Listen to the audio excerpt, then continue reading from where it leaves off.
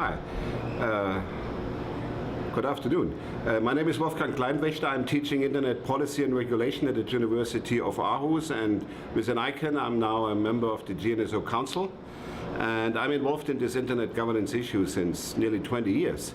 And when we started in the early 90s, the question was, does the internet need certain type of governance?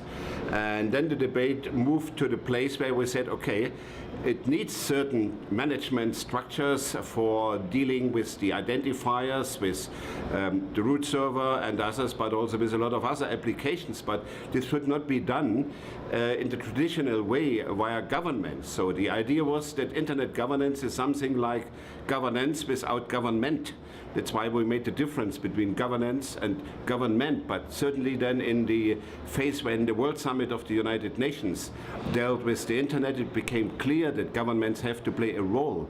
And there was a big battle between who should govern the internet, governments or the private sector. It was governmental leadership versus private sector leadership.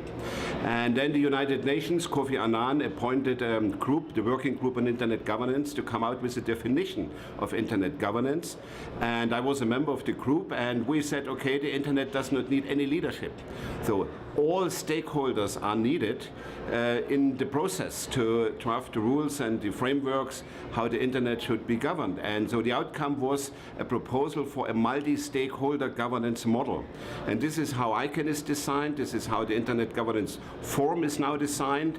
And the multi-stakeholder governance model means that all stakeholders, governments, private sector, civil society, and the technical community participate in a bottom-up, transparent policy development process in their respective roles. So this is not about decision-making from the top. This is a policy development from the bottom. Each stakeholder has to play a role. There is no leader. There's a challenge for better collaboration, communication, coordination, and this is not easy to do.